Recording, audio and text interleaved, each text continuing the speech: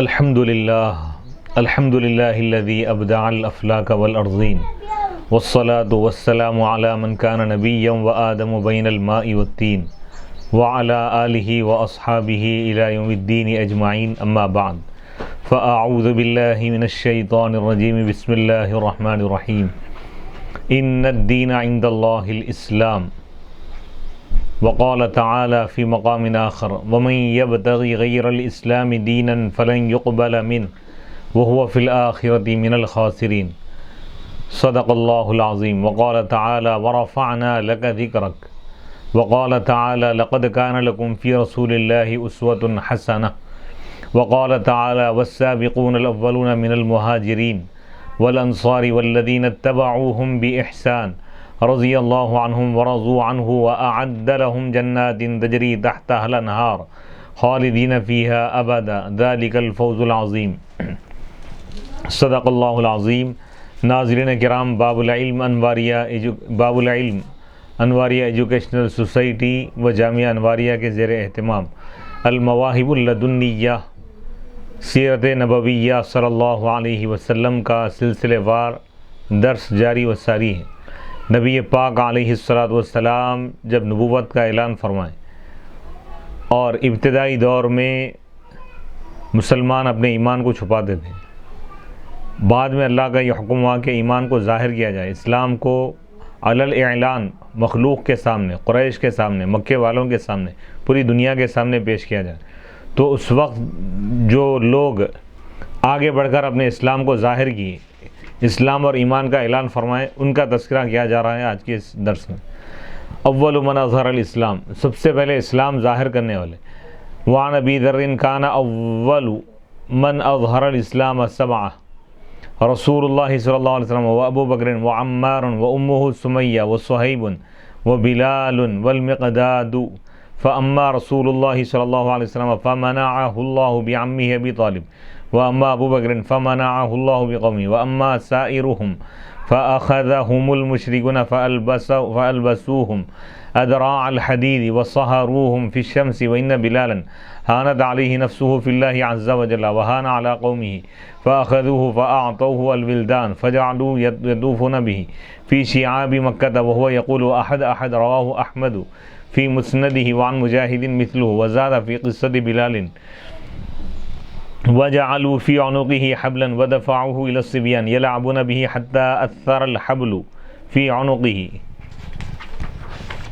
حضرت ابو ذر الغفاری رضی اللہ تعالیٰ عنہ سے مروی ہے، فرماتے ہیں کہ اسلام ظاہر کرنے والے جو لوگ ہیں، سب سے پہلے اسلام ظاہر کرنے والے 7 اشخاص تھے۔ سب سے پہلے اللہ کے رسول علیہ الصلوۃ والسلام اپنے اسلام اور ایمان کو ظاہر کرو۔ پھر حضرت ابو بکر صدیق رضی اللہ تعالیٰ عنہ نے مکے والوں کے سامنے، مکے کے کافروں کے سامنے، مکے کے افراد کے سامنے، قریش کے لوگوں کے سامنے اپنے اسلام کا علی الاعلان آپ نے اظہار فرمایا۔ حضرت عمار نے اپنے ایمان کا اظہار کیا اور ان کے والد ماجدہ حضرت سمیہ نے اپنے اسلام اور ایمان کا اظہار فرمایا۔ حضرت صہیب رومی نے اپنے اسلام اور ایمان کا اظہار فرمایا۔ حضرت بلال حبشی رضی اللہ تعالیٰ عنہ نے اپنے اسلام اور ایمان کا اظہار فرمایا۔ حضرت مقداد نے اپنے ایمان کا اظہار فرمایا۔ پس اللہ کے رسول علیہ الصلوۃ والسلام تو اللہ نے ان کی حفاظت فرمائی، بعمہ حضور کے چچا ابو طالب کے ذریعے اللہ تعالیٰ حضور کی حفاظت فرمائی، یعنی حضرت ابو طالب کے رہنے کی وجہ سے کفار قریش حضور کو تکلیف نہیں پہنچا سکے، کیونکہ ایک معتبر شخصیت آپ کو سمجھا جاتا تھا مکے میں۔ وہ اما ابو بکر، حضرت ابو بکر صدیق رضی اللہ تعالیٰ عنہ تو اللہ تعالیٰ ان کی حفاظت فرمائے، ان کی قوم کے ذریعے۔ ان کی قوم کے لوگ بھی بہت ہی وہ تھے، ذی اثر تھے۔ وَأَمَّا سَائِرُهُمْ، اب رہے دوسرے لوگ، دوسرے مقامات کے جو لوگ تھے تو مشرکین ان کو پکڑ لیے، جیسا کہ حضرت عمار ہے اور صہیب رومی ہیں، روم کے تھے، بلال حبشی حبشہ کے تھے۔ تو ان کو قریش والے کیا کریں، ان کو یعنی لوہے کے درع پہنائے، لوہے کا لباس پہنا دیا اور ان کو سورج کی تپتی ہوئی گرمی میں عرب کی ریگستان اور تپتی ہوئی ریت پہ لٹائے تھے۔ لوہا گرم ہوتا نا، لوہا گرم، جب یہ ان کو برہنہ کر کے لوہے کا لباس ان کو پہنا دیا جاتا تو لوہا گرم ہو کے ان کے جسم کو داغ دیتا تھا۔ ایمان لانے کی وجہ سے ان کو یہ تکلیفیں دی گئی اور وہ لوگ اس کو برداشت کیے۔ وَإِنَّ بِلَالًا، اور بے شک حضرت بلال رضی اللہ تعالیٰ عنہ پر ان کا نفس معمولی ہو گیا تھا اللہ کی راہ میں، وہانا علی قوم، اور وہ اپنی قوم پر بھی معمولی ہو گئے تھے، لوگ ان کو پکڑ لی اور بچوں کے حوالے کر دی، اوباش جو بدماش قسم کے جو بچے ہوتے ہیں ان کے حوالے کر دیا گیا، تو وہ لوگ ان کو لے کر پھرتے تھے، گھومتے تھے مکے کے وادیوں میں. اور حضرت بلال حبشی رضی اللہ تعالیٰ عنہ فرماتے ہیں احد احد یعنی خدا ایک ہے. رواہ احمد، اس کو امام احمد بن حنبل رضی اللہ تعالیٰ عنہ نے اپنی مسند میں اس کو بیان فرمایا. وعن مجاہد، حضرت مجاہد سے بھی اسی طرح کی روایت منقول ہے، اور انہوں نے حضرت بلال حبشی رضی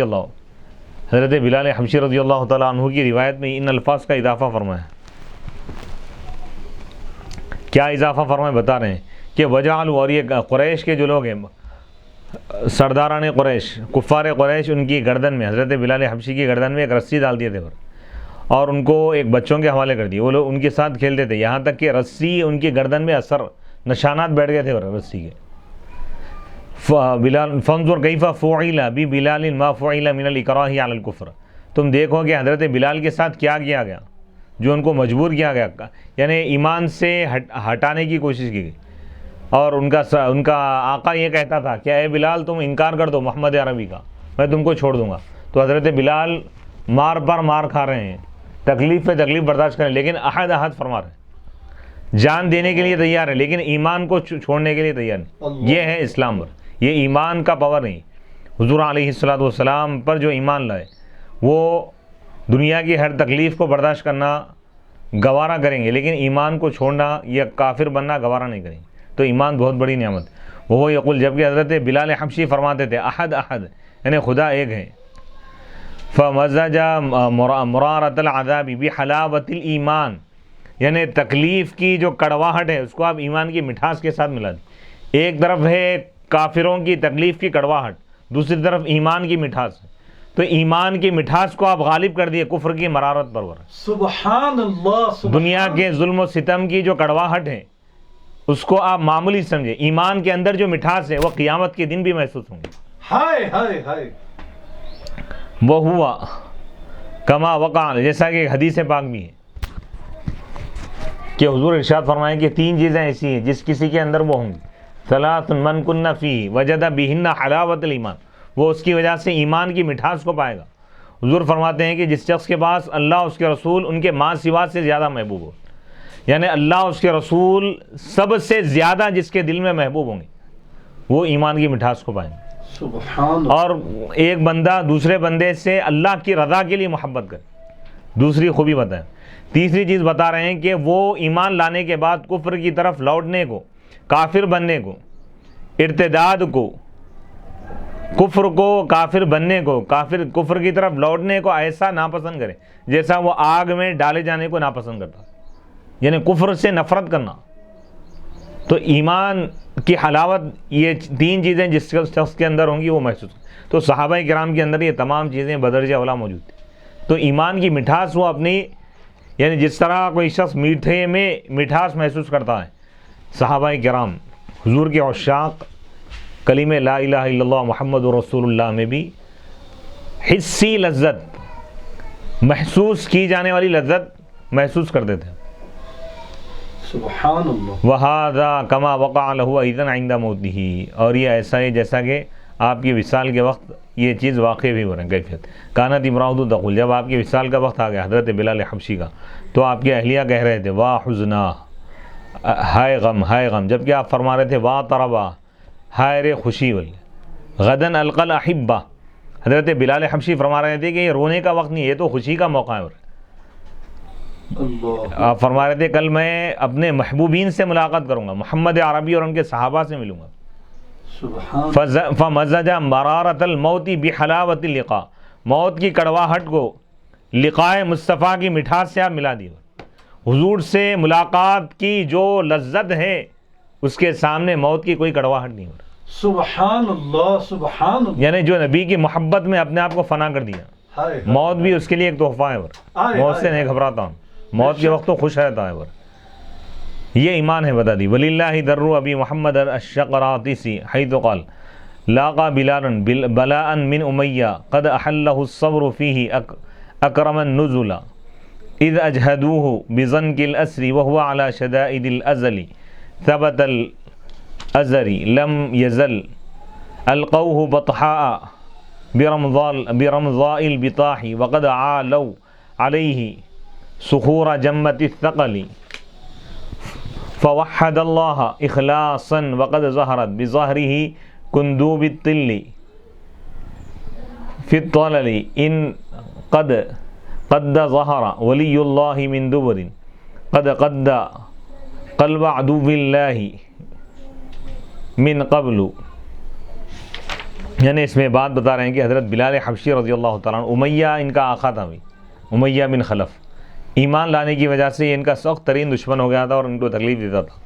آپ اس پر صبر فرماتے رہتے. یعنی ان کان قد ظہر ولی اللہ بلال قد ظہر فیہ التعذیب بقدہ فقد جوزی عدو اللہ امیہ وقد قلبہ ببدر لأنه قتل يومئذ وكان عبد الرحمن بن عوف قد أسره يومئذ وأراد استبقاءه لأخوة كانت بينهما في الجاهلية فرآه بلال معه فصاح بأعلى صوته يا أنصار الله رأس الكفر أمية بن خلف لا نجوت إن نجا فنهشوه بأسيافهم حتى قتلوه. یعنی حضرت بلال حبشی رضی اللہ تعالیٰ عنہ کو جو تکلیف دیتا رہا امیہ بن خلف، اس کا بدترین حشر ہوا، جنگ بدر میں قتل کر دیا گیا، مارا گیا اور گوبے میں پھینک دیا گیا. اور دقاء ابی بکر ایمان کی حلاوت کیا ہے، ایمان کی اہمیت کیا ہے، حضرت بلال حبشی سے کوئی پوچھے، حضرت عمار بن یاسر سے پوچھے، صہیب رومی سے پوچھے، حضرت سمیہ سے پوچھے. گردن کٹانے کے لیے تیار ہے لیکن اسلام اور ایمان کو چھوڑنے کے لیے تیار نہیں. تو یہ ایمان کا کمال ہے، یہ ایمان کی بہار ہے، یہ ایمان کی مٹھاس ہے، ایمان کی حلاوت ہے. اللہ ہم سب کو کامل ایمان اور ایمان پر استقامت عطا فرمائے. وتقاء ابی بکر واخرج البیہقی عن عروۃ ان ابا بکر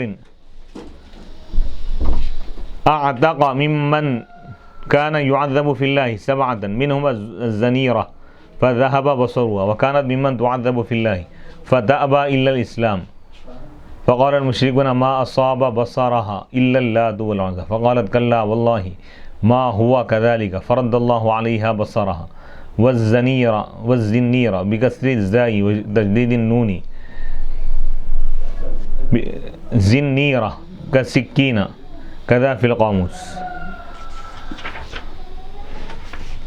حضرت ابو بکر صدیق رضی اللہ تعالیٰ عنہ کے آزاد کردہ غلام بیہقی نے دلائل النبوہ میں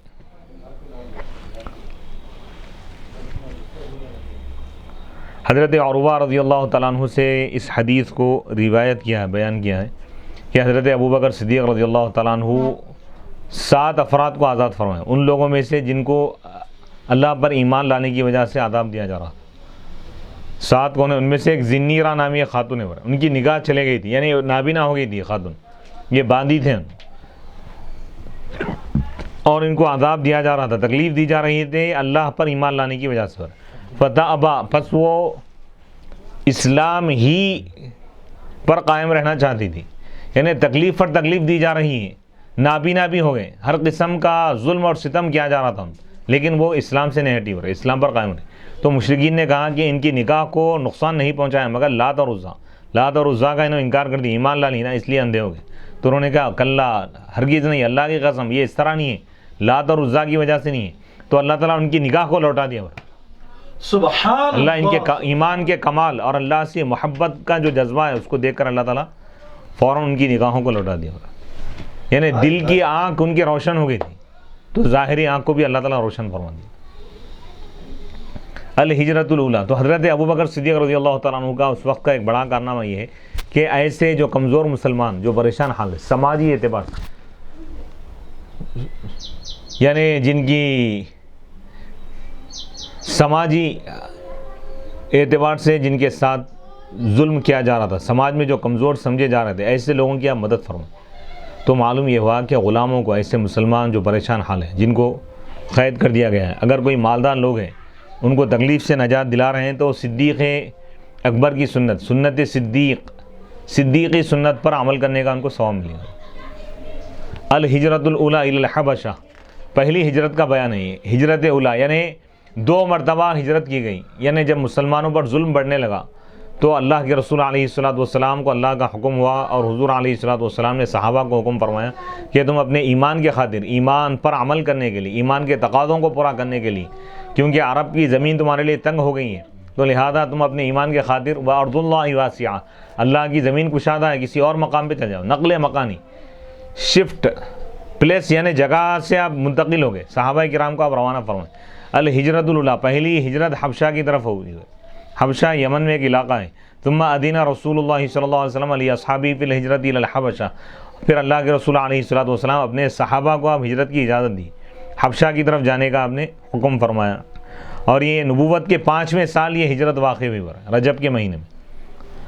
فہاجر الیہا ناس ذو عدد، ایک بڑی تعداد میں لوگ ہجرت کرے ہوئے، ان میں سے بعض وہ تھے جو اپنے اہل و عیال بیوی بچوں کے ساتھ ہجرت کی، ان میں سے بعض وہ تھے جو خود اکیلے تنہا ہجرت کیا، اور ان میں اور وہ 11 آدمی تھے، اور کہا گیا کہ 12 آدمی، اور 4 عورتیں تھیں، اور کہا گیا کہ 5 عورتیں تھیں، اور کہا گیا کہ 2 عورتیں تھیں۔ وہ امیرہم، اس ہجرت حبشہ کے امیر، اس وفد کے مہاجرین کے جو امیر تھے کون تھے؟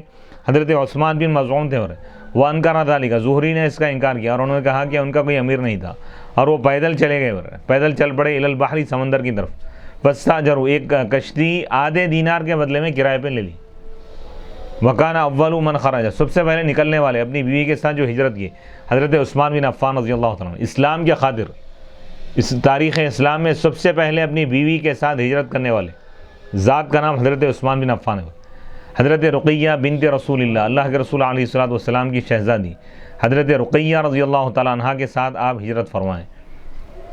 جس سے معلوم یہ ہو رہا کہ اسلام کے آغاز میں کیا کیا تکلیفیں مسلمانوں کو آئی تھی، وطن چھوڑنا پڑا، مال و دولت ہر چیز قربان کر دی اسلام کی خاطر۔ وہ اخرج، اس سے معلوم یہ ہو رہا کہ ایمان سے بڑھ کر کوئی اور نعمت نہیں ہے۔ جو شخص ایمان پر قائم رہا، جس کو اللہ تعالیٰ ایمان پر قائم رکھا، اللہ کا بڑا احسان ہے اس پر۔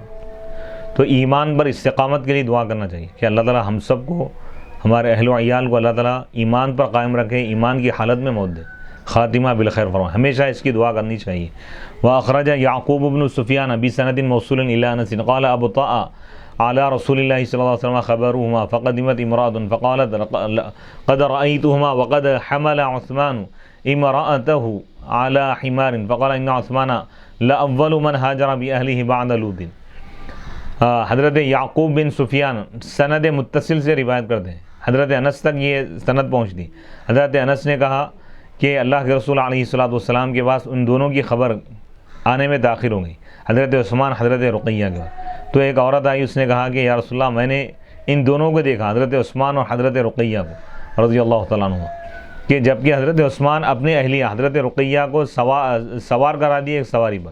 تو حضور نے ارشاد فرمایا حضرت لوط کے بعد روئے زمین پر اپنے اپنی بیوی کے ساتھ سب سے پہلے ہجرت کرنے والے عثمان ہیں، فرمایا سبحان اللہ سبحان اللہ۔ فلما رات قریش استقرارہم فی الحبشہ، جب قریش والوں نے، قریش کے کافروں نے دیکھا صحابہ اور ایمان والوں کے استقرار، ان کے رہنے کو دیکھا حبشہ میں، اور ان کی سکون کی پرسکون زندگی جب دیکھے تو ان کو رہا نہیں گیا، وہاں پہ بھی گڑبڑ کرنے گئے لوگ۔ ارسلوا عمرو بن العاص، عمرو بن عاصی کو بھیجے لوگ، اس بدبخت کو، اور عبداللہ بن ابی ربیعہ کو بھیجے تحفے تحائف دے کر ان کے ملک سے نجاشی کی طرف، اور اس کا نام اصحمہ تھا نجاشی کا، اور وکانا، اور ان دونوں کے ساتھ یعنی عمرو بن عاصی اور عبداللہ بن ابی ربیعہ کے ساتھ عمارہ کو بھی بھیجے، یہ بھی بدبخت تھا، تاکہ وہ ان کو ان کی قوم کی طرف واپس لائیں۔ فابا ذالک، یعنی بادشاہ کو تحفے دے کے یہ چاہ رہے تھے کہ بادشاہ ان کو واپس بھیج دے مکے کی طرف، تاکہ لوگ پھر دوبارہ ظلم کر سکے۔ فابا، بادشاہ اس کا انکار کر دیا اور ان دونوں کو ناکام لوٹا دیا واپس، تحفے ان کے دے کے بڑھا دیا ان کو، ختم۔ تو دیکھیے اس مسلمانوں کے ساتھ کیا کیا ظلم نہیں ہوا۔ آج لوگ اسلام کو بدنام کر رہے ہیں، بھائی مسلمانوں کے ساتھ کیا کیا صرف اس وجہ سے ظلم کیا جاتا تھا کہ یہ لوگ مسلمان ہیں۔ اسلام عمر بن الخطاب، حضرت سیدنا عمر بن خطاب رضی اللہ تعالیٰ عنہ کے اسلام قبول کرنے کا واقعہ۔ وأسلم عمر بن الخطاب بعد حمزة بثلاثة أيام فيما قاله أبو نعيم بدعوته صلى الله عليه وسلم اللهم أعز الإسلام بأبي جهل أو بعمر بن الخطاب، وكان المسلمون إذ ذاك 49 رجلا و11 امرأة سبب إسلامه، وكان سبب إسلامه فيما ذكره أسامة بن زيد عن أبيه عن جده عن عمر أنه قال بلغني إسلام أختي فدخلت عليها فقلت يا عدوة نفسها قد بلغني عنك أنك صبوت ثم ضربتها فسال الدم فلما رأت الدم بكت وقالت يا ابن الخطاب ما كنت فاعلا فافعل فقد أسلمت. قال فدخلت أنا وأنا مغضب فإذا كتاب في ناحية البيت فإذا فيه بسم الله الرحمن الرحيم فلما مررت بالرحمن الرحيم ذعرت ورميت بالصحيفة ورميت بالصحيفة من يدي. قال ثم رجعت إليه فإذا فيها سبح لله ما في السماوات والأرض حتى بلغت آمنوا بالله ورسوله فقلت أشهد أن لا إله إلا الله وأشهد أن محمدا رسول الله. فخرج القوم يتبادرون بالتكبير استبشارا بما سمعوا مني فجئت إلى رسول الله صلى الله عليه وسلم في بيت في أسفل الصفا فدخلت وأخذ رجلان بعضدي حتى دنوت من النبي صلى الله عليه وسلم فقال أرسلوا فأرسلوني فجلست بين يديه فأخذ بمجمع ثيابي فجذبني إليه ثم قال أسلم يا ابن الخطاب اللهم اهدي قلبه. فقلت أشهد أن لا إله إلا الله وأنك رسول الله. فكبر المسلمون تكبيرة سمعت بطرق مكة. وكان الرجل إذا أسلم استخفى. ثم خرجت إلى رجل لم يكن يقدم السر فقلت له إني صوت. قال فرفع صوته بأعلى ألا إن ابن الخطاب قد صبأ. فما زال الناس يضربونني وأضربهم. فقال خالي ما هذا؟ قالوا ابن الخطاب. فقام على الحجر فقام وأشار بكمه فقال ألا إني قد أجرت ابن أختي فانكشف الناس عني. قال فما زلت أضرب وأضرب حتى أعز الله الإسلام. قال ابن عباس لما أسلم عمر قال جبريل للنبي صلى الله عليه وسلم يا محمد لقد استبشر أهل السماء بإسلام عمر. رواه ابن ماجہ. حضرت سیدنا عمر بن خطاب رضی اللہ تعالیٰ عنہ کے اسلام لانے کا واقعہ. ابتدا میں ایک دو تین افراد اسلام میں داخل ہوتے رہے یہاں تک کہ 5 سال گزرے. 39 افراد مسلمان ہوئے. صحیح اور معتبر روایت یہ ہے. حضرت عمر بن خطاب اس وقت تک اسلام قبول نہیں کیے تھے. تو قریش کے بڑے بڑے سردار ان کے پاس گئے اور کہنے لگے کہ اسلام آگے بڑھ رہا ہے کہ اب یہی سلسلہ رہا محمد عربی کا سلسلہ ان کا کام جاری رہا تو پورا مکہ مسلمان ہو جائے گا. تو ابھی حضرت عمر اسلام ابھی نہیں لائے تھے کفر کی حالت میں. کہنے لگے کہ ان لوگوں نے کہا کہ 39 مسلمان ہوئے تو حضرت فرمائے کہ اب میں 40واں ہونے نہیں دوں. محمد عربی صلی اللہ علیہ وسلم کو شہید کرنے کے ارادے سے گھر سے تلوار لے کر نکلتے ہیں. راستے میں ایک صاحب ملتے. حضرت عمر رضی اللہ عنہ غصے میں جا رہے ہیں غصے کی حالت میں بہت ہی جلال میں. تو صحابی دیکھ لیے کہ بھئی ایک معاملہ ان کا ڈینجر دکھ رہا ہے. کہیں کہ اے عمر تم کہاں جا رہے ہو کہاں کا ارادہ ہے تمہارا؟ تو انہوں نے کہا کہ محمد عربی جو نیا دین لائے ہیں میں اس کو ختم کرنے کے لیے جا رہا ہوں. بولے پہلے اپنے گھر والوں کا تم جائزہ لو اپنے گھر کے حالات کو پہلے دیکھو. تو حضرت عمر نے کہا کہ کیا ہوا؟ تو انہوں نے کہا کہ تمہاری بہن فاطمہ بنت خطاب بھی مسلمان. حضرت عمر کو اور چلانا گیا. سیدھا اپنے بہن کے گھر گیا. دروازہ کھٹکھٹایا. قرآن کے پڑھنے کی آواز آ رہی تھی پڑھانے کی. پوچھے کہ کون ہے؟ تو انہوں نے کہا کہ عمر. تو قرآن اٹھا کے رکھ دی. قرآن کا نسخہ. گھر میں داخل ہے عمر اور اپنی بہن سے پوچھا کیا تم اسلام قبول کر لیا؟ تو انہوں نے کہا ہاں. تو اپنے بہن کو مارنا شروع کر دی حتیٰ کہ زخمی کر دی خون بہنے لگا. تو اس کے بعد ان کی بہن نے کہا کہ اے عمر تم جو چاہے کرو اگر تم مجھ کو قتل بھی کر دو گے تب بھی میں ایمان کو نہیں چھوڑوں. حضرت عمر بن خطاب رضی اللہ تعالیٰ عنہ نے جب یہ جذبے کو جب دیکھے کہ بہن کا ایک عورت کا یہ جذبہ ہے کہ ایمان کو چھوڑنے کے لیے تیار نہیں ہے تو ان کا دل نرم پڑے.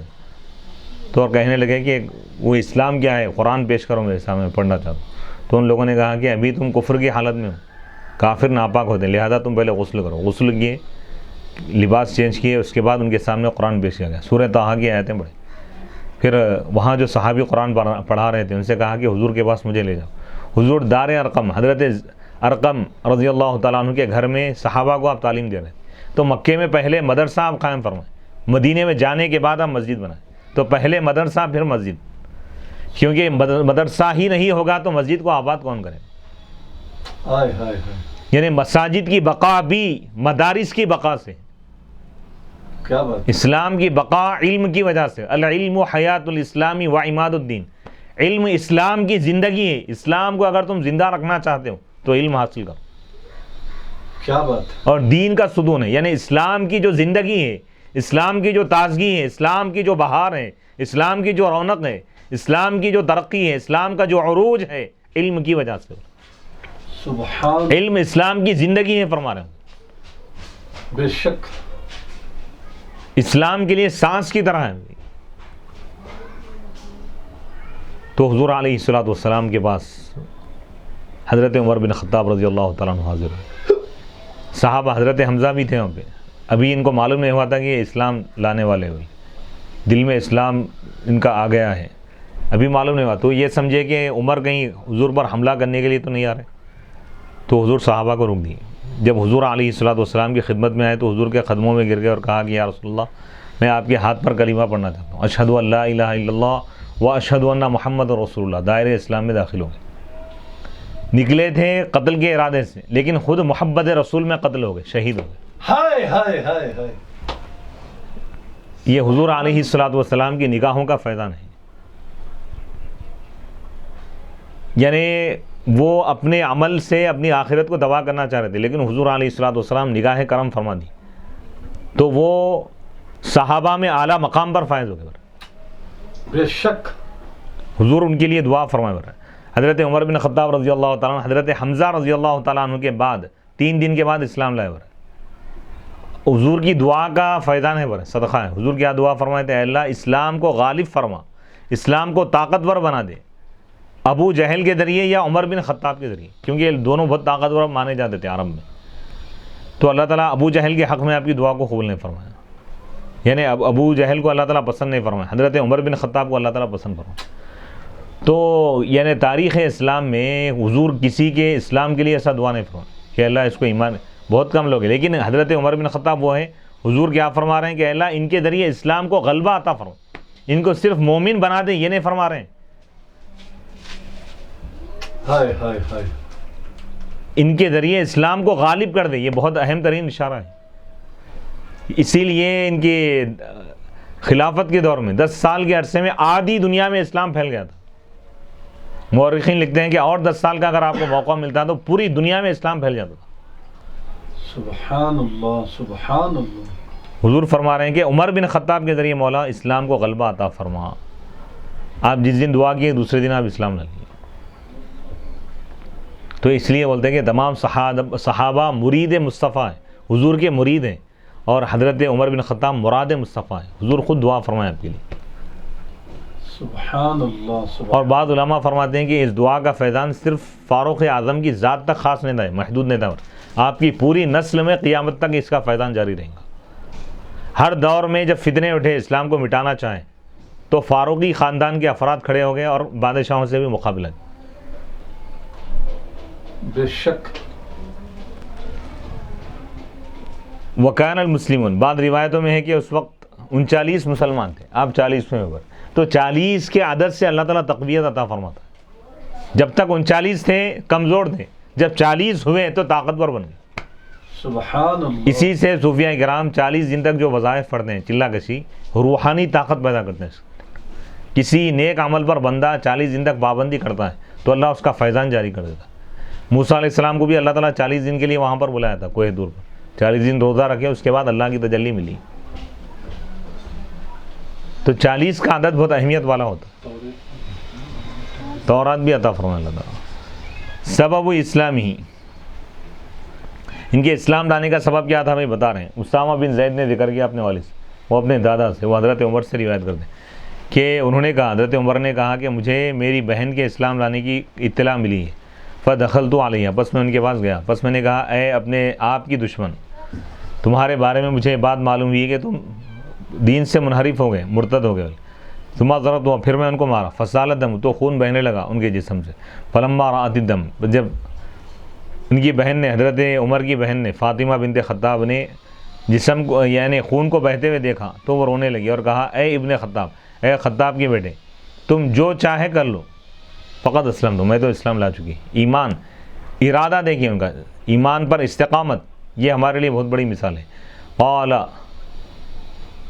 حضرت عمر نے کہا, فدخل, تو بس میں داخل ہوا. وانا مغضب, جبکہ میں غصے کی حالت میں تھا. بس میں کیا دیکھتا ہوں کہ ایک کتاب ہے گھر کے کونے میں, میں کیا دیکھتا ہوں کہ اس میں بسم اللہ الرحمن الرحیم لکھا ہوا ہے.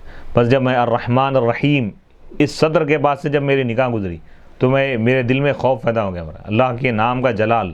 ورمیت بالصحیفہ من یدی ثم قال ثم رجعت الیہا,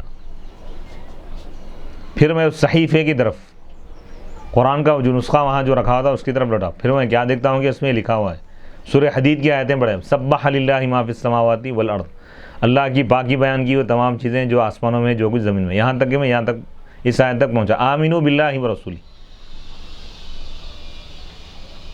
تم اللہ پر ایمان لاؤ اور اس کے رسول پر ایمان لاؤ، تم اللہ پر ایمان لاؤ اس کے رسول پر ایمان لاؤ، سورہ حدید کی آیت ہے۔ فقلت، تو میں نے کہا، اشہد ان لا الہ الا اللہ، میں گواہی دیتا ہوں کہ اللہ کے سوا کوئی معبود نہیں، اور میں گواہی دیتا ہوں کہ محمد صلی اللہ علیہ وسلم اللہ کے رسول ہیں۔ فخرج القوم، پر جب صحابہ کو معلوم ہو گیا جو دار ارقم میں بیٹھے تھے، حضرت ارقم کے گھر میں بیٹھے تھے، ان کو معلوم ہوا تو لوگ نکلے، یتبادرون، دوڑتے ہوئے، تکبیرات یعنی نعرے لگاتے ہیں، نعرے تکبیر کو بلند کرتے ہوئے، اس سے بشارن خوش ہوتے ہوئے اس چیز سے جو وہ سنے، منی میرے بارے میں۔ حضرت عمر بن خطاب رضی اللہ تعالیٰ عنہ کے ایمان لانے کی وجہ سے پورے مسلمان خوش ہو گئے تھے۔ فجئت، بس میں اللہ کے رسول علیہ الصلوۃ والسلام کی خدمت میں حاضر ہوا، ایک گھر میں، صفا جو پہاڑی علاقہ ہے نا اس کے نیچے ایک گھر تھا، بس میں داخل ہوا، واخذ رجلان، جبکہ دو آدمی میرے بازو کو پکڑ لیا، یہاں تک کہ میں نبی پاک علیہ الصلوۃ والسلام کے قریب آ گیا، تو حضور فرمایا ان کو چھوڑ دو عمر کو، فارسلونی، تو وہ مجھ کو چھوڑ دیے، بس میں حضور کے سامنے بیٹھ گیا، بس حضور علیہ الصلوۃ والسلام میرے لباس کو، میرے کرتے کو پکڑے اور مجھ کو اپنی طرف کھینچے، پھر فرمایا اسلم، اسلام قبول کرو اے ابن خطاب، اور پھر آپ دعا کی، اے اللہ عمر کے دل کو ہدایت عطا فرما۔ تو میں نے کہا اشہد ان لا الہ الا اللہ، میں گواہی دیتا ہوں کہ اللہ کے سوا کوئی معبود نہیں، اور میں اس بات کی گواہی دیتا ہوں کہ آپ اللہ کے رسول ہیں۔ فکبر المسلمون، تو مسلمان اس وقت تکبیر بلند فرمایا، اتنی اونچی آواز سے نعرہ لگایا کہ پورے مکے کے گلی کوچوں میں اس نعرے کی گونج سنائی دے رہی تھی۔ وکان الرجل، اور اس وقت حال یہ تھا کہ جب کوئی شخص اسلام قبول کرتا تو اپنے ایمان کو چھپاتا تھا۔ ثم خرجت، پھر حضرت عمر بن خطاب رضی اللہ تعالیٰ عنہ فرماتے ہیں کہ میں ایمان لانے کے بعد ثم خرجت، پہلا کام کیا کریں آپ بتا رہے ہیں، میں ایک ایسے آدمی کے پاس گیا جو راز کو نہیں چھپاتا تھا، یعنی بعض لوگ رہتے ہیں ہر بات کو ظاہر کر دیتے، کوئی بات معلوم ہوتی، یعنی میڈیا کا آدمی سمجھو، میڈیا کا استعمال کریں۔ بس میں نے اس سے کہا کہ میں اپنے دین سے منحرف ہو گیا ہوں، تو اس شخص نے اپنی آواز، حضرت عمر فرماتے ہیں کہ وہ بلند آواز سے کہنے لگا، سنو اے مکے والو، بے شک ابن خطاب اپنے آبا و اجداد کے دین سے ہٹ گئے، فما زال الناس، تو اس کے بعد کیا حال ہوا، مکے کے تمام لوگ آئے مجھ کو کافر مارنے لگے، اور میں بھی ان کو مارتا رہا، تو میرے ماموں نے کہا، کیا کہا، ما ھذا، یہ کیا ہے، تو ان لوگوں نے کہا کہ یہ کون ہے، تو لوگوں نے کہا یہ ابن خطاب ہے۔ فقام، تو حضرت عمر بن خطاب رضی اللہ تعالیٰ عنہ کے ماموں ایک پتھر پر، اونچے مقام پر کھڑے ہو گئے اور اپنی آستین سے اشارہ کیا اور کہا کہ سنو آگاہ ہو جاؤ، بے شک میں اپنے بہن کے بچے کو، اپنے بھانجے کو میں پناہ دے دیا۔ عرب میں طریقہ یہ تھا کہ کوئی سردار اگر آگے کہے کہ بھائی میں پناہ دے دیا تو لوگ اس کو نہیں مار دیتے، تو لوگ مجھ سے ہٹ گئے۔ حضرت عمر بن خطاب رضی اللہ تعالیٰ عنہ فرماتے ہیں کہ فما زلت اضرب، مسلسل مجھ کو مارا جانے لگا اور میں بھی لوگوں کو مارتا رہا، یہاں تک کہ اسلام غالب آ گیا، مقابلہ کرتے رہے۔ قال ابن عباس، حضرت سیدنا عبداللہ بن عباس رضی اللہ تعالیٰ عنہ نے فرمایا کہ جب حضرت سیدنا عمر بن خطاب رضی اللہ تعالیٰ عنہ اسلام لائے تو حضرت جبرائیل علیہ السلام نے نبی پاک علیہ الصلوۃ والسلام سے کہا کہ اے محمد صلی اللہ علیہ وسلم، یقیناً آسمان والے بھی عمر کے اسلام سے خوش ہو گئے، وہاں پر بھی جشن منانے لگے۔ سبحان اللہ، سبحان اس کو ابن ماجہ نے اپنی صحیح میں روایت کیا ہے، سنن میں۔ ایک روایت یہ بھی ہے کہ جب آپ اسلام قبول کیے تو اس وقت تک صحابہ چھپ کر نماز پڑھتے تھے، مکے میں جا کے نہیں پڑھتے تھے، کعبۃ اللہ میں، گھروں میں نماز پڑھتے تھے۔ تو آپ نے جب نماز کا وقت آیا تو آپ نے پوچھا کہ یا رسول اللہ کیا ہم حق پر نہیں ہیں؟ تو حضور نے فرمایا کیوں نہیں، کیا اسلام حق نہیں ہے؟ تو حضور نے فرمایا کیوں نہیں، یقیناً یہ حق ہے۔ تو پھر ہم اب چھپ کر نماز نہیں پڑھیں گے، علی اعلان نماز پڑھیں گے۔ تو صحابہ 40 صحابہ 2 صفیں بنا لیے، مکے کے صحن میں آئے اور جماعت کے ساتھ نماز ادا فرمائے۔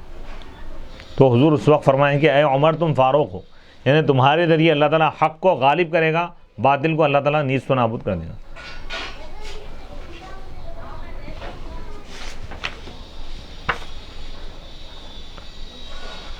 اس وقت یہ آیت مبارکہ نازل ہو رہی، یا ایھا النبی حسبک اللہ ومن اتبعک من المؤمنین، اے نبی تمہارے لیے اللہ کافی ہے اور وہ ایمان والے آپ کے لیے کافی ہیں جو آپ کی اتباع کرتے ہیں۔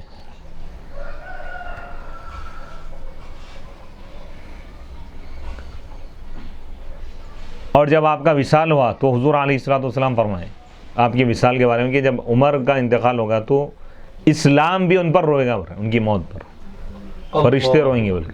تو یہ شخصیت ہے، اسلام کے عظیم محسنین میں آپ کا شمار ہے.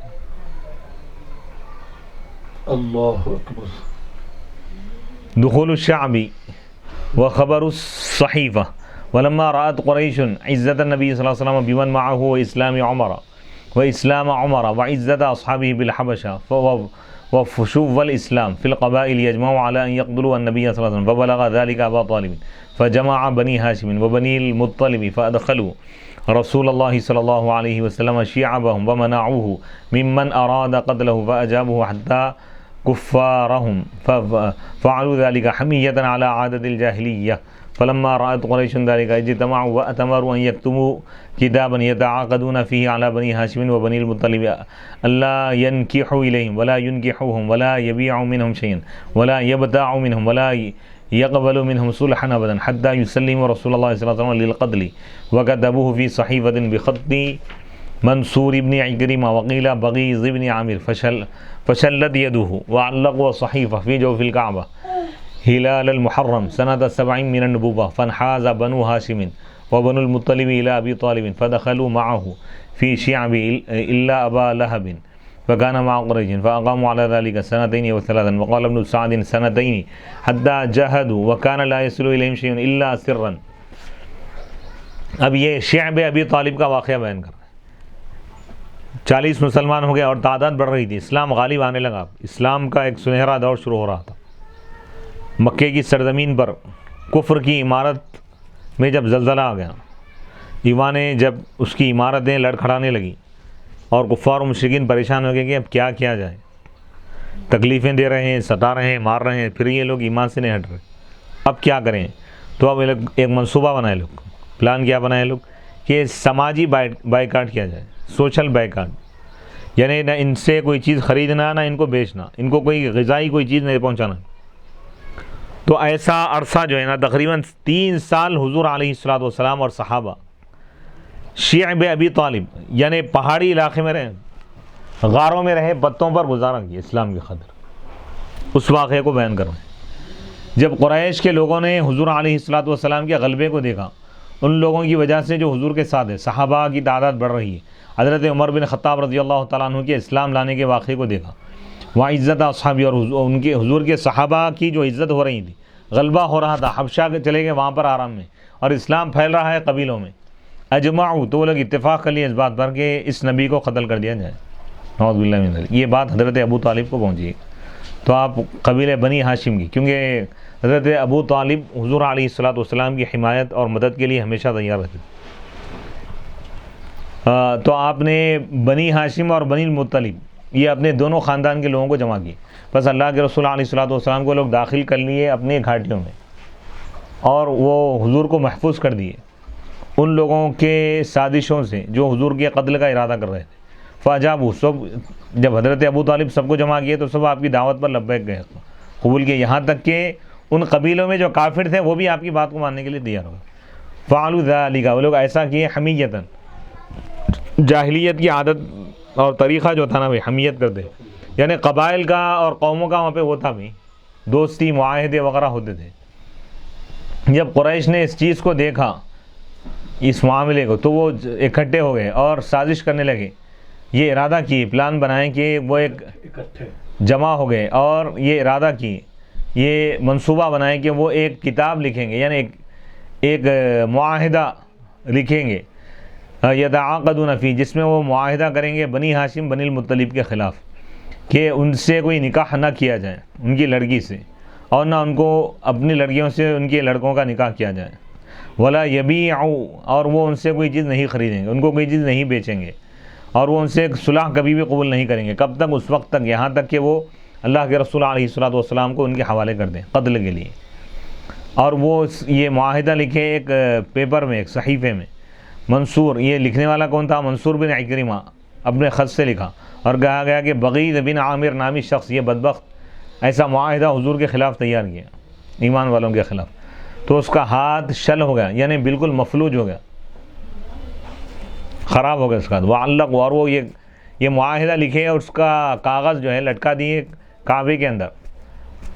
نبوت کے 7ویں سال محرم الحرام، فرسٹ محرم کو ایسا کریں لوگ، تو بنو ہاشم، قبیلے بنی ہاشم کے لوگ، قبیلے بنی مطلب کے لوگ ابو طالب کے پاس جمع ہوں گے، بس وہ ان کے ساتھ داخل ہو گئے شعیب میں یعنی گھاٹی میں، سوائے ابو لہب کے۔ ابو لہب کس کے ساتھ تھا؟ وہ کافروں کے ساتھ تھا، قریش کے ساتھ۔ بس یہ لوگ یعنی بنو ہاشم اور بنی المطلب، یہ خاندان کے لوگ اور حضور کے صحابہ، حضور علیہ الصلوۃ والسلام اسی کیفیت پہ رہے، 2 سال تک رہے گھاٹی میں یا 3 سال تک ایک روایت کے مطابق۔ اور ابن سعد نے کہا کہ 2 سال، یہاں تک کہ وہ بہت مشقت اٹھائے، ان تک کوئی چیز نہیں پہنچتی تھی مگر علانیہ طور پر، یعنی کھانا پانی بند کر دیا گیا، تمام تکلیفوں کو حضور برداشت فرمائے۔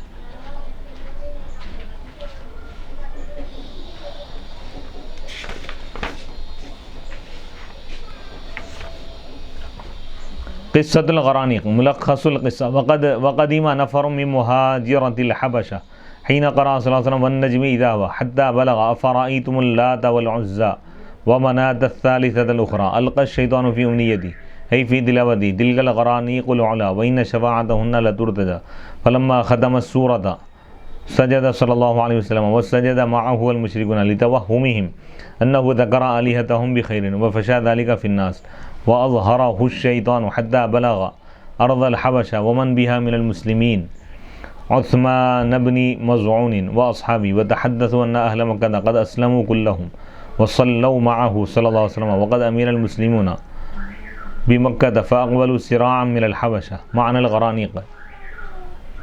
والغرانيق في الأصل الذكور من طير الماء واحدها غرنوق وغرنيق سمي به لبيض وقيل هو الكركري كركي والغرنوق أيضا الشاب الأبيض الناعم وكانوا يزعمون أن الأصنام تقربهم من الله وتشفع لهم فشبهت بالطيور التي تعلو في السماء وترتفع توهم المشركون.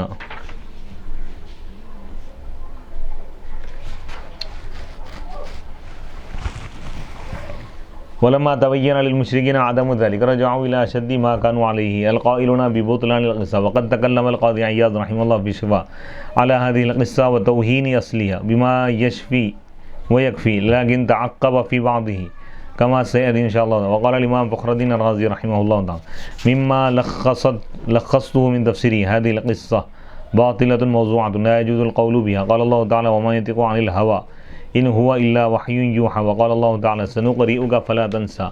وقال البيهقي هذه القصة غير ثابتة من جهة النقل ثم أخذ يتكلم في أن رواة هذه القصة مطعونون.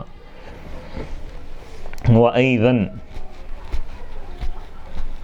فقد روى البخاري في صحيح أنه صلى الله عليه وسلم قرأ سورة النجم وسجد المسلمون والمشركون والإنس والجن وليس فيه حديث الغرانيق بل روي هذا الحديث من طرق كثيرة وليس فيه البتة حديث الغرانيق.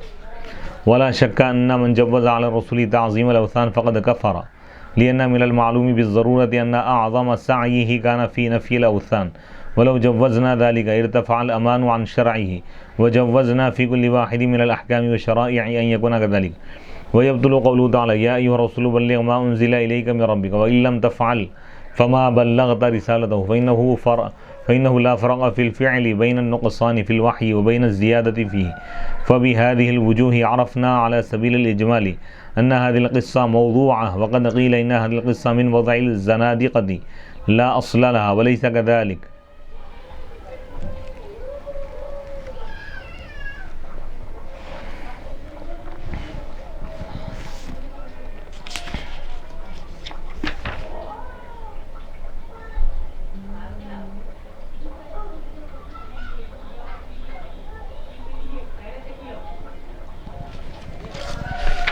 اب یہاں پہ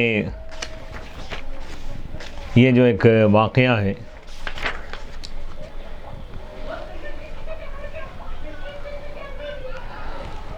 اس کے بارے میں علماء کا اختلاف ہے کہ صحابہ کرام رضی اللہ تعالیٰ عنہم حبشہ کی طرف ہجرت کیے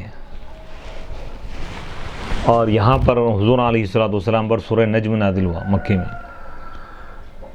یہ تاریخی واقعہ بیان کیا جاتا ہے لیکن یہ معتبر نہیں ہے، صحیح نہیں ہے، کیونکہ نبی پاک علیہ الصلوۃ والسلام ہر خطا اور ہر گناہ سے آپ پاک ہیں، معصوم ہیں. بعض غیر معتبر مورخین اس واقعے کو بیان کیے، اس کا اعتبار نہیں ہے۔ صحیح ترین قول یہ ہے کہ یہ واقعہ نہیں ہوا۔ واقعہ کیا ہے؟ وہ بعض لوگ جو کہتے ہیں کہ حبشہ کے مہاجرین کی ایک جماعت آ گئی واپس مکے کی طرف، جس وقت نبی پاک علیہ الصلوۃ والسلام سورہ نجم کی تلاوت فرمائیں۔ مکے میں جب سورہ نجم نازل ہوا، یہ آیتیں نازل ہوئی تو حضور تلاوت فرمائے، اور اس میں سجدے کا ذکر ہے، تو حضور کے ساتھ کفار و مشرکین بھی سجدہ کیے۔ تو حبشہ کے مہاجرین، وہاں کے مسلمانوں کی معلوم ہوا کہ پورے لوگ یہاں پہ ایمان لا لیے، تو وہ لوگ پلٹ کے آ گئے، حالانکہ یہ لوگ ایمان نہیں لائے تھے۔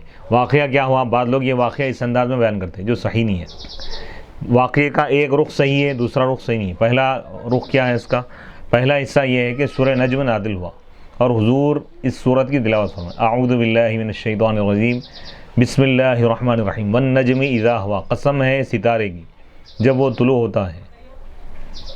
یہ پورا سورہ ہے، اس میں معراج کا ذکر وغیرہ۔ اس کے بعد اخیر میں یہ ہے، یہاں تک کہ اب اس آیت پر پہنچے، افرأیتم اللات والعزی ومناۃ الثالثۃ الاخری، کیا تم لات اور عزیٰ اور منات جو آخری تیسرا بت ہے، کیا تم اس کو خدا سمجھتے ہو جبکہ خدا نہیں ہے؟ افرأیتم اللات والعزی ومناۃ الثالثۃ الاخری الکم الذکر وذکر ولہ الانثی، کیا تمہارے لیے مذکر ہے اور اللہ کے لیے مؤنث ہے؟ یعنی تم مذکر،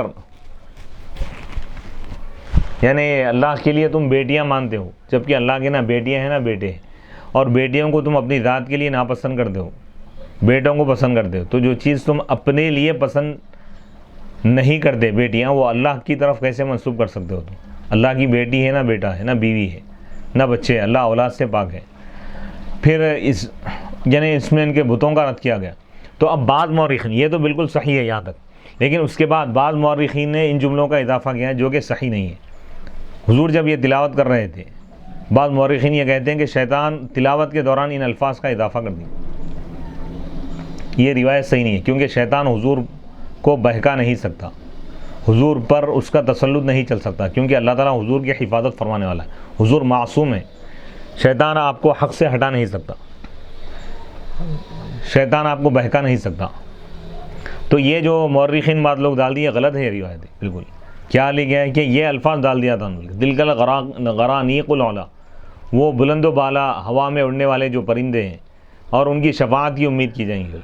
تو ان پرندوں کو یہ لوگ خدا سمجھتے تھے، اور بتوں کو یہ لوگ کیا سمجھتے تھے کہ بت ان کی سفارش کریں گے، کفار قریش یہ سمجھتے تھے۔ جب حضور سجدہ سورہ مکمل فرمائیں تو حضور بھی سجدہ فرمائیں، کیونکہ سورہ کے اخیر میں جو آیت ہے وہ سجدے کی آیت ہے۔ تو حضور کے ساتھ صحابہ اہل ایمان بھی سجدہ کیا اور مشرکین بھی سجدہ کی۔ مشرکین کیا سمجھے کہ حضور علیہ الصلوۃ والسلام ان کے خداؤں کا ذکر خیر کرے ہوئے، ایسا نہیں ہے جب، اور یہ بات لوگوں میں پھیل گئی اور شیطان نے اس کو ظاہر کر دیا، یہاں تک کہ حبشہ کی سرزمین تک بھی یہ بات پہنچی، اور وہاں جو مسلمان تھے حضرت عثمان بن مظعون اور ان کے ساتھی، ان کو بھی یہ بات معلوم ہے، وہ لوگ یہ سمجھے بات کیے کہ مکے والے پورے اسلام لا لیے، لہٰذا اب ہم مکے کو جا سکتے ہیں، اور وہ حضور کے ساتھ نماز بھی پڑھے، یہ بات ان کو معلوم ہوگی۔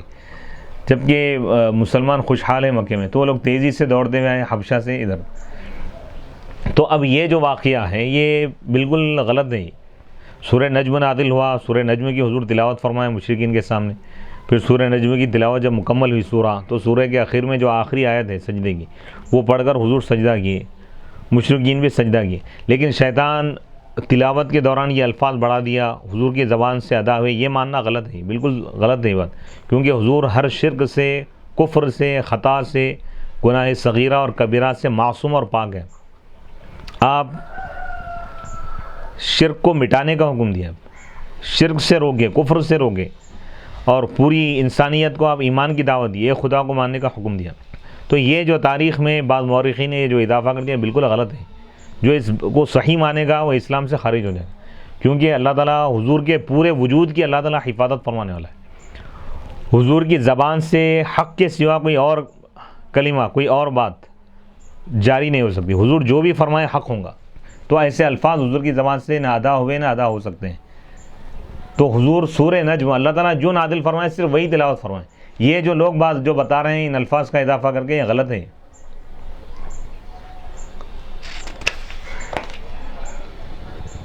تو ہمارا عقیدہ، میرا اپنا عقیدہ اور جمہور اہل سنت والجماعت کا عقیدہ یہ ہے کہ ایسے جو اسرائیلی واقعات بولتے ہیں، یعنی یہودی اور عیسائی کیا کیے، اسلام کو مشکوک کرنے کے لیے، اس میں شک پیدا کرنے کے لیے ایسے واقعات کو یہ لوگ اپنی کتابوں میں پھیلا دیے اور اس کو اتنا بڑھا دیے اس کو کہ عوام الناس تک ایسی چیزیں پہنچا دیے کہ جس کی وجہ سے ان کے ایمان میں یعنی تزلزل پیدا ہو۔ تو ہمارا عقیدہ یہ ہے کہ اللہ کے رسول علیہ الصلوۃ والسلام جو بھی فرماتے ہیں وہ وحی کے ذریعے ہوتا ہے، اور آپ جو بھی فرماتے ہیں وہ حق ہوتا ہے، اور شیطان آپ کو بہکا نہیں سکتا۔ یہ جو واقعہ ہے بالکل یہ حقائق کے خلاف ہے، قرآن و حدیث کے خلاف ہے۔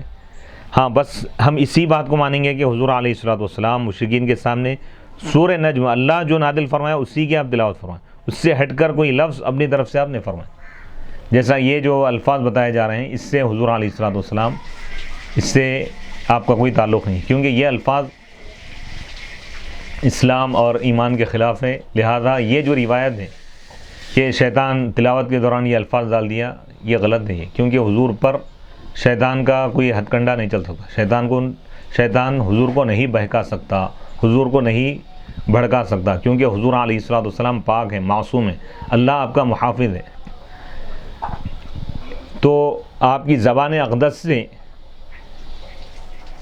جو بھی الفاظ ادا ہوئے بالکل قرآن اور حدیث کے عین مطابق ہے۔ اور البتہ یہ جو الفاظ اس میں جو بتائے جا رہے ہیں یہ جو الفاظ ہیں، یہ جو کلمات جو لوگ کہہ رہے ہیں بعض مورخین، یہ تاریخی واقعہ ہے، اس کا کوئی اعتبار نہیں ہے۔ ہم قرآن اور حدیث سے جو روایت جو واقعات ثابت ہے اور قرآن و حدیث کے موافق ہے اسی کو مانیں گے۔ اللہ تعالیٰ قرآن مجید میں فرما رہا ہے کہ وما، یعنی ائمہ اس کا رد کر دی، ائمہ تفسیر علامہ قاضی عیاض مالکی رحمۃ اللہ علیہ نے شفا شریف میں اس کا رد کیا ہے، فرمایا کہ شیطان تلاوت کے دوران کوئی چیز یعنی حضور کی تلاوت کے ساتھ کوئی چیز نہیں ملا سکتا، کیونکہ اللہ تعالیٰ حضور کا محافظ ہے، حضور کی حفاظت فرمانے والا ہے اللہ تعالیٰ۔ اور دوسری چیز یہ کہ امام راضی رحمۃ اللہ علیہ بھی فرما رہے ہیں کہ یہ قصہ یہ بالکل باطل ہے، یعنی شیطان آگے کچھ بہکا دیا یا الفاظ سورے میں ملا دیا، یہ جو بول رہے ہیں یہ بالکل غلط ہے۔ حضور علیہ الصلوۃ والسلام کی تلاوت میں غیر قرآن کی کوئی چیز شامل نہیں، قرآن ہی آپ تلاوت فرمائیں۔ یعنی اس کے متعلق علماء کے اور بھی اقوال ہیں۔ امام بایقی رحمۃ اللہ علیہ فرماتے ہیں کہ یہ روایت صحیح نہیں ہے، جو لوگ بول رہے ہیں نا بالکل، یعنی راوی صحیح نہیں ہے اس قصے کے، اس روایت اس واقعے کو جو لوگ بیان کر رہے ہیں پورے راوی مطعون ہیں، طعن کیا گیا، یعنی روایت کے لیے جو اصول اور شرائط بتائے گئے ہیں ان اصول کے خلاف ہیں لوگ، یعنی ان کی روایت معتبر نہیں ہے۔ امام بخاری رحمۃ اللہ علیہ اپنی صحیح میں روایت فرماتے ہیں، صحیح واقعہ تو یہ ہے کہ نبی پاک علیہ الصلوۃ والسلام سورہ نجم کی تلاوت فرمائیں اور سجدہ کیے، اور حضور کے ساتھ مسلمان بھی سجدہ کیے، مشرکین بھی سجدہ کیے، انسان اور جنات بھی سجدہ کیے، اور اس میں غرانیق کا واقعہ نہیں ہے۔ یہ جو الفاظ وغیرہ دوسرے مورخین جو اس کا اضافہ کر دیے ہیں وہ صحیح نہیں ہے، اور اس کا امام بخاری نے اضافہ بھی نہیں کیا۔ تو معلوم یہ ہوا کہ بس خلاصہ یہ ہے کہ حضور علیہ الصلوۃ والسلام پر سورہ نجم نازل ہوا، سورہ نجم کی حضور بلند آواز سے تلاوت فرمائے، اس محفل میں صحابہ کرام بھی موجود تھے۔ سورہ نجم کے ختم پر کیونکہ سجدے کی آیت ہے تو حضور سجدہ فرمائے، صحابہ سجدہ کیے اور مشرکین بھی سجدہ کیے۔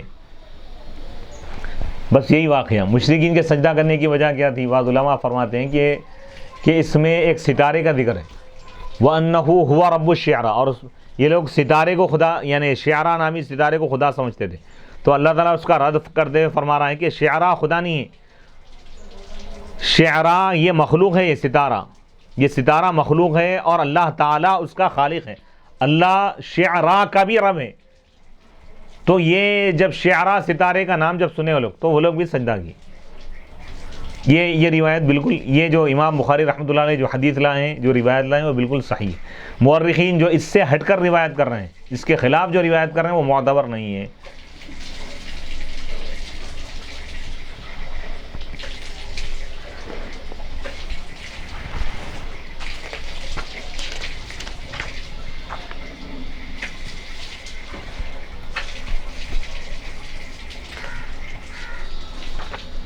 اب اس کے بعد ایک ہجرت ثانیہ یعنی دوسری ہجرت کا انشاءاللہ ہم ذکر کریں گے۔ اس واقعے پہ ایک تفصیلی بحث ہے علماء کے درمیان، لیکن تمام بحثوں کا خلاصہ یہی ہے، علماء اہل سنت اولیاء اہل سنت، ہمارا عقیدہ یہ ہے کہ ہمارے پیارے آقا حضرت محمد مصطفیٰ صلی اللہ علیہ وسلم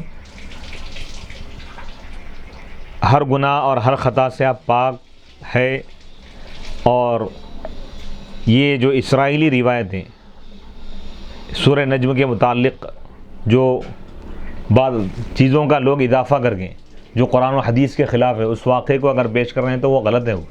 حضور پاک علیہ الصلوۃ والسلام کی تلاوت کے دوران شیطان شور و غل کر کے کچھ آپ کی تلاوت کے ساتھ الفاظ کو ملا دیا، یہ نہیں ہو سکتا، کیونکہ شیطان آپ کو نہیں بہکا سکتا، اور آپ کی زبان سے قرآن کے سوا اس سورہ کی تلاوت کے دوران سورہ نجم جب آپ تلاوت فرمائیں تو سورہ نجم ہی پڑھیں، اس سے ہٹ کر کوئی اور چیز نہیں پڑھے، اور اس کے بعد سجدہ کیا۔ یہ ہمارا عقیدہ ہے۔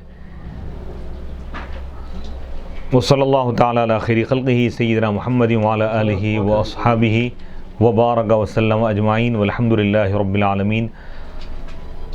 اللہم صلی علی سیدنا محمد وعلی آل سیدنا محمد کما صلیت علی ابراہیم وعلی آل ابراہیم انک حمید مجید۔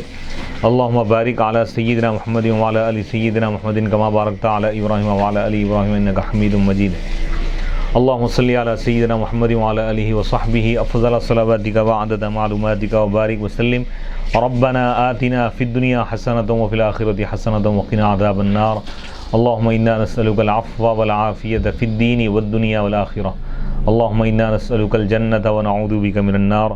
یا رب العالمین یا ارحم الراحمین، ہمارے اس درس کو قبول فرما مولا۔ عقائد اہل سنت والجماعت کی اشاعت کی ہم کو توفیق عطا فرما، اور انہی عقائد پر ہم کو مولا قائم و دائم رہنے کی توفیق عطا فرما۔ خاتمہ بالخیر فرما۔